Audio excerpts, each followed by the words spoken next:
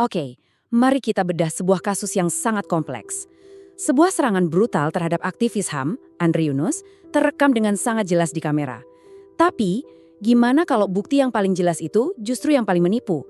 Kita akan bongkar anatomi serangan ini jauh melampaui apa yang jadi berita utama. Ya, sekilas, rekaman CCTV itu seolah jadi jawaban. Kasusnya kelihatan selesai, pelakunya ada, aksinya brutal. Tapi, tunggu dulu. Semakin dalam kita gali, bukti ini justru melahirkan lebih banyak pertanyaan daripada jawaban. Semua asumsi awal kita jadi goyah. Nah, untuk ngerti kenapa publik langsung menunjuk satu pihak, kita harus lihat dulu jejak digital dan aktivisme Andre Yunus. Beberapa bulan sebelum kejadian, dia ini sangat vokal, dan kritikannya menargetkan institusi-institusi yang sangat kuat. Kritik tajamnya ke militer itu jadi semacam jangkar buat opini publik. Jadi narasinya langsung terbentuk. Wah, ini pasti kerjaan militer. Nah, dalam dunia analisis intelijen, jangkar kayak gini ini sering banget jadi jebakan pertama yang paling berbahaya. Oke, di sini anomali pertama dan yang paling besar mulai kelihatan. Kalau memang ini operasi intelijen profesional buat membungkam kritikus, kenapa eksekusinya terlihat begitu amatiran? Coba deh, lihat kontrasnya. Ini tajam banget. Operasi intelijen profesional itu pondasinya kerahasiaan dan anonimitas. Tapi serangan ini justru kebalikannya. Dilakukan terang-terangan, terekam kamera, dan jejaknya bisa dilacak. Ini anomali yang sangat besar. Dan kalau kita lihat detailnya, setiap langkah eksekusinya itu melanggar protokol dasar operasi rahasia. Wajahnya kelihatan, barang bukti ditinggal di lokasi, ini bukan cuma sekedar kesalahan teknis. Ini pola kecerobohan yang sistematis. Dan ini memunculkan satu pertanyaan krusial. Nah, disinilah kita sampai pada sebuah dilema. Apakah semua kecerobohan ini beneran bukti kegagalan intelijen? Atau jangan-jangan ini semua adalah sebuah fitur yang memang sengaja dirancang untuk mengirim pesan tertentu? Paradoks ini akhirnya membawa kita pada 3 kemungkinan besar. Para analis mencoba menjelaskan kejadian ini lewat 3 teori yang saling bersaing. Oke, mari kita bedah 3 teori ini ya, mulai dari yang paling sering dibicarakan media sampai ke teori yang butuh analisis lebih dalam. Dari operasi intelijen resmi, kejahatan biasa, sampai yang disebut operasi sempalan. Argumen yang menentang teori pertama, yaitu operasi intelijen resmi, itu kuat banget. Kriminolog Reza Indragiri bilang, logikanya sederhana aja. Gak mungkin intelijen negara sengaja ngurunin orang sebodoh itu. Tujuan utama operasi kan berhasil, bukan gagal secara memalukan di depan publik. Kalau serangannya sendiri udah bikin bingung, respons dari negara justru nambahin lapisan kekacauan baru.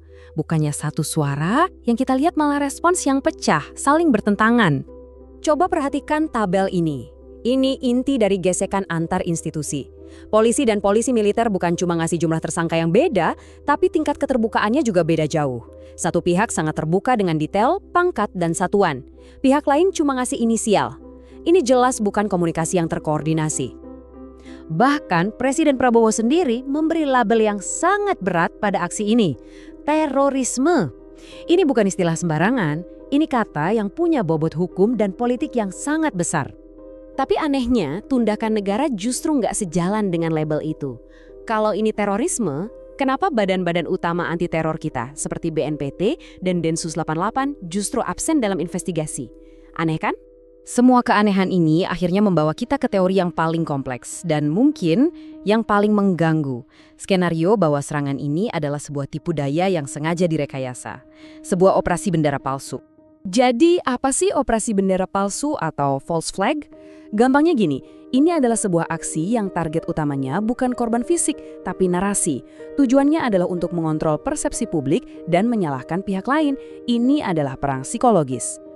Nah, kalau kita pakai logika false flag di kasus ini, maka tubuh Andre Yunus itu cuma mediumnya, cuma panggungnya.